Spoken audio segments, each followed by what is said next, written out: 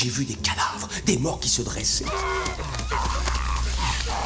Dépêchez-vous, il devient un zombie. Vous les arrêterez en leur coupant la tête ou en leur détruisant le cerveau. Comment ça se présente? Ça se présente mal. Allons-y.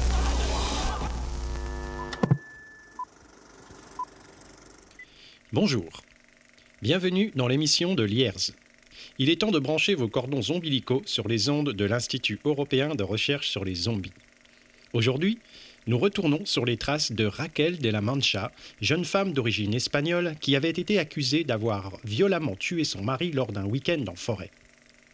Les faits remontent à 2013. Après 15 ans de prison, elle a été libérée et a accepté de revenir sur les lieux du drame pour nous livrer un récit qui à l'époque avait été qualifié d'affabulation macabre par les jurés. Un reportage signé Brice Mathieu, notre journaliste correspondant à Lierz.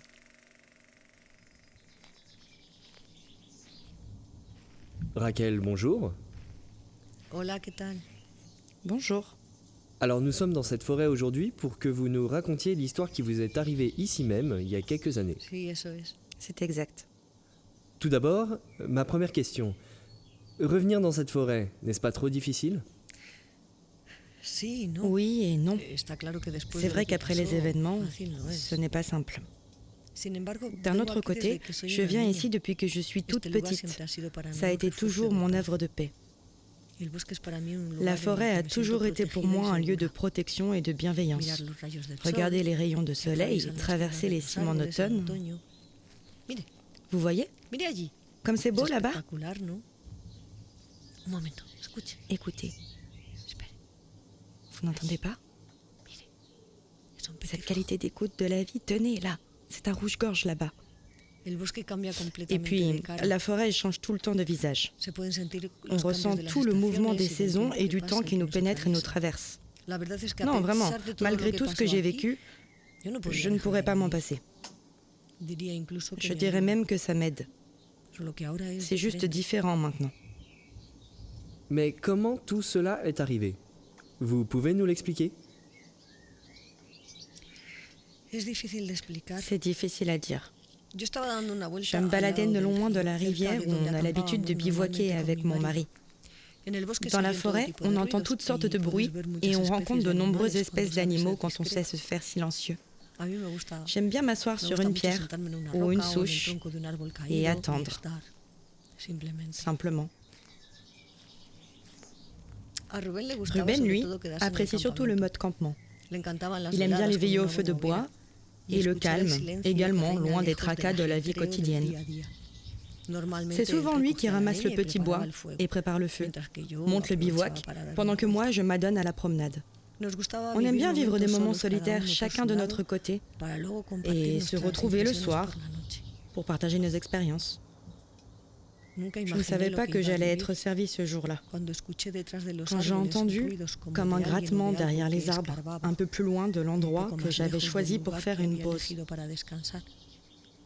Me acerqué lo más discretamente Je me suis posible approchée le para plus ver más de discrêtement possible cerca. Mire, pour le voir de plus près. mire aquí es. Tenez, venez, Me c'est par acuerdo ici. perfectamente Je del me souviens lugar. très bien de l'endroit.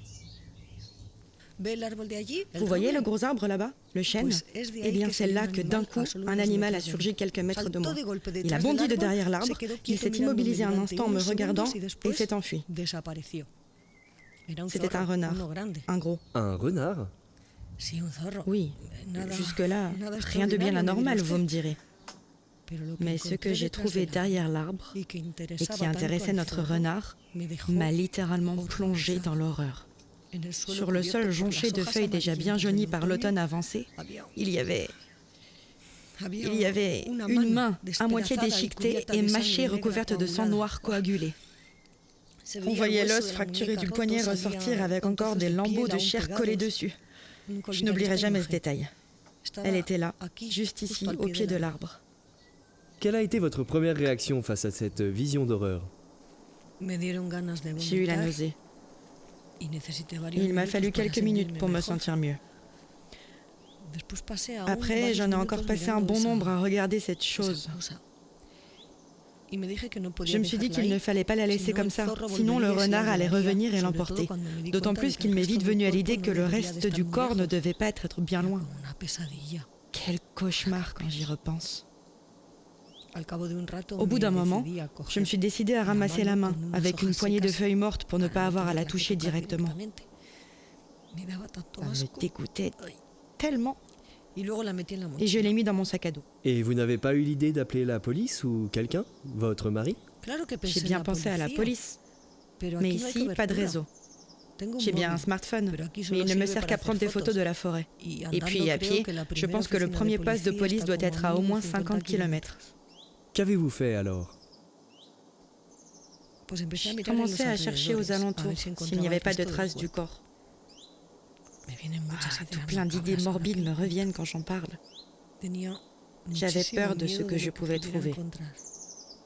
Mais rien. Juste cette main. Alors je suis rentrée au campement pour partager cette découverte macabre avec Ruben. Venez, on va redescendre vers la rivière par ce petit chemin. Là où, si je me souviens bien, on devrait retrouver à peu près l'endroit du bivouac. Le soleil se couchait quand je suis arrivée et il commençait à faire plus sombre. Ruben n'était pas là, mais il y avait déjà pas mal de petits bois sur le foyer en pierre, prêts à être allumés. Il avait dû repartir chercher de l'eau à la source d'eau potable qui coulait un peu plus loin. Par là-bas, à proximité d'un gros rocher que les gens du coin appellent communément la pierre qui roule, parce que le rocher ressemble à une sphère. J'ai posé le sac près de moi et j'ai allumé le feu qui n'attendait plus que l'allumette pour prendre. Le bois était très sec, il a commencé à crépiter très vite. C'est curieux ces petits détails marquants dans ces moments où on se retrouve seul dans la nature. C'est comme si on était hyper connecté à chaque instant. Au bout d'une bonne demi-heure, j'ai entendu des craquements de branches pas loin, certainement Ruben. Je me rappelle avoir été un peu dans un état d'excitation à l'idée de lui raconter ma découverte. Mais il mettait bien du temps à se montrer. Les craquements de branches sous le poids des pas continuaient et semblaient se déplacer tout autour du campement. Si ça se trouve, c'était plutôt le renard qui avait pisté l'odeur de la main et qui tournait autour du camp.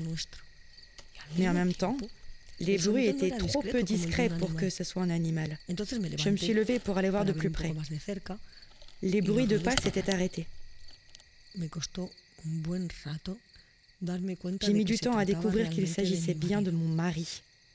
Il était immobile, accoudé contre un arbre, le front posé sur son avant-bras. Je me suis précipitée vers lui pour voir ce qui n'allait pas. Quand il a levé la tête, j'ai été effrayée par son visage. Il était tout pâle et transpirait, alors que nous étions en automne et que la température n'était pas élevée. Il m'a d'abord regardée comme si j'étais une étrangère, et puis il s'est finalement décidé à me sourire tendrement. Je lui ai demandé ce qui lui était arrivé, mais il ne m'a rien dit, il n'a pas parlé. Il m'a juste montré une morsure sur son poignet gauche. Il semblait complètement déboussolé. Après nettoyage de la blessure au savon et appliquer une solution antiseptique, il s'est contenté de s'asseoir près du feu. Et peu de temps après s'être réchauffé, il est allé se coucher dans la tente. J'étais très inquiète, surtout après la découverte de la main coupée. J'ai même pensé plier le camp et rentrer de nuit, mais ce n'est pas simple et je sentais qu'il valait mieux qu'il se repose.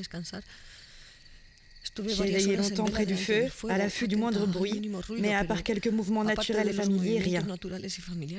Je commençais à m'endormir, alors j'ai remis quelques morceaux de bois sur le feu et je suis allée me coucher près de lui, dans la tente. En mettant ma main sur son front pour voir s'il n'avait pas de fièvre, j'ai cru d'un coup que mon cœur allait s'arrêter. Il était glacial. J'ai immédiatement tenté de le réveiller, mais aucune réaction. J'ai alors cherché son pouls. Et là, la douche froide. Aucun pouls, rien. Mon premier réflexe a été le massage cardiaque. J'ai crié son nom, je suppliais pour qu'il revienne à lui. Je pleurais en même temps. Vous pouvez prendre un peu de temps. Nous interrompons notre programme quelques instants pour vous offrir une réclame de notre sponsor officiel, Brooks & Decker. Papier toilette? Ok. Bouteille d'eau? Ouais. Conserve? Ok. Réchaud? Ouais. Trousse à pharmacie? C'est bon. Générateur électrique. Ok. Lampe torche. Ouais, avec la boîte à outils. Jumelle. Ouais. Fusée de détresse aussi. Ok. Extincteur. Yes. Pied de biche. Évidemment. Fusil de chasse et cartouche. Ok. Détergent. Quoi? Détergent. Le détachant pour tissu, quoi. Je le vois pas. Quoi? Tu veux dire qu'il nous manque l'essentiel et indispensable détergent Brooks et Decker? Mais c'est pas possible. Faut en trouver tout de suite. J'y vais. Mais non, pas là. Parce que la propreté et l'hygiène sont des règles de morale indispensables à la dignité humaine en ces temps de fin du monde, parce que vous êtes maniaque et que vous souhaitez le meilleur du meilleur pour votre kit de survie, alors n'oubliez pas le produit qui fera la différence, le détergent Brooks et Decker. Avec le détergent Brooks et Decker, vous n'hésiterez plus à faire sauter le caisson d'une goule à bout portant. Avec le détergent Brooks et Decker, vous viendrez à bout des taches de sang les plus tenaces et votre chemise restera impeccable même après une bonne bataille contre les hordes zombies. Ha ha ha! Pour l'achat d'un kit de survie complet Brooks et Decker, un détachant offert. Offre non cumulable avec les autres produits de la marque. Vous pouvez prendre un peu de temps. On peut reprendre un peu plus tard. Non, ça va aller. C'est loin tout ça. Tout ce que je peux dire pour résumer, c'est qu'au moment où il est revenu à lui, au bout de ce qui m'a paru être une éternité, j'étais au bord de l'épuisement. Et là, quand j'ai croisé son regard vitreux et vide d'expression, je n'ai d'abord pas saisi ce qui se passait. Il a ouvert la bouche et s'est mis à pousser une sorte de cri étranglé, comme s'il essayait de parler, mais que les mots s'agglutinaient dans sa gorge sans pouvoir sortir. J'ai voulu le prendre dans mes bras, même si la vision de son visage avait un aspect hideux et terrifiant. Et là, il s'est jeté sur moi avec une force que je ne lui connaissais pas. J'ai compris que ce n'était plus mon mari qui était en face de moi. Mais une autre chose qui tentait maintenant de me mordre. Je n'oublierai jamais l'ambiguïté de son regard à 10 cm du mien. À la fois rempli du désir de me planter ses dents dans le cou et en même temps si vide de sens. C'était comme s'il était guidé par une pulsion, déterminé par une seule chose, manger, mais en essayant de me faire comprendre qu'il ne comprenait pas du tout ce qui lui arrivait. Une part de lui était encore là, pendant que l'autre, la part monstrueuse, se déchaînait. J'ai réussi à le repousser et à sortir de la tente en rampant. Je l'entendais à l'intérieur. C'était comme des grognements bestiaux. La tente remuait dans tous les sens. Je ne savais pas quoi faire. Quand il a réussi à trouver la sortie de la tente, il s'est redressé et s'est mis à avancer en titubant. Puis il s'est arrêté. On aurait dit qu'il cherchait quelque chose, comme un aveugle. Ou plutôt qu'il reniflait comme un animal qui se repère à l'odeur. Je n'osais pas bouger. Je ne sais pas pourquoi. L'idée m'est venue de lancer dans sa direction la main coupée qui était encore dans mon sac. Sans faire exprès, je lui ai jeté à la figure. Il a poussé un cri et s'est jeté dessus et a commencé à croquer dedans et à la dévorer comme s'il n'avait rien mangé depuis des semaines. Pendant qu'il engloutissait goulûment son repas, je me suis mise à pleurer en le regardant.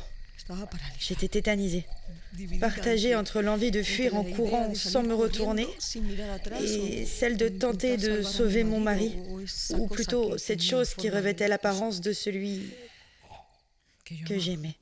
À ce moment-là, avez-vous pensé à l'idée que votre mari était devenu un zombie ? J'avoue que je ne comprenais pas grand-chose à ce qui m'arrivait. J'avais beaucoup de mal à penser. Qu'avez-vous fait alors ? J'ai pris une grosse pierre et je me suis approchée de lui. Quand il m'a vu, ou plutôt je dirais, quand il m'a senti ou entendu, difficile à dire, il s'est à nouveau précipité sur moi. J'ai à peine eu le temps de l'esquiver. Il y avait une sorte de bave jaunâtre qui lui coulait des lèvres et il poussait des râles aigus. Je me suis remise à crier en pleurant et j'ai senti de la colère montait. Je n'avais qu'une envie, faire taire ses cris. Je lui ai foncé dessus sans réfléchir. Et je l'ai frappé d'un coup sec sur la tempe. Il est tombé à la renverse, déséquilibré. Je me suis alors agenouillée sur lui comme prise d'une fureur impossible à contrôler. Et je l'ai frappé, frappé, frappé. Et je l'ai frappé jusqu'à lui démolir le crâne, jusqu'à ce qu'il n'en reste plus que de la bouillie. Je me revois en train de pousser des cris de rage, plus forts encore que les siens. Je ne sais pas combien de temps ça a duré.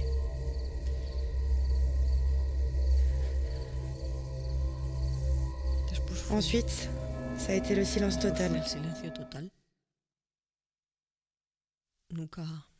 Je n'ai jamais entendu autant de silence dans cette forêt. Je me suis sentie vide. Après, je ne me souviens plus de grand-chose. Et bien voilà, notre émission s'arrête ici. Un témoignage bouleversant qui, une fois de plus, nous apporte la preuve de l'existence et la présence d'une activité zombie dans le nord de l'Espagne. À bientôt. Cette émission vous est proposée par la compagnie Les Enclumés dans le cadre de sa campagne de financement participatif de son nouveau spectacle Z. Le lien se trouve dans la description, la bio ou sur le site lesenclumés.net.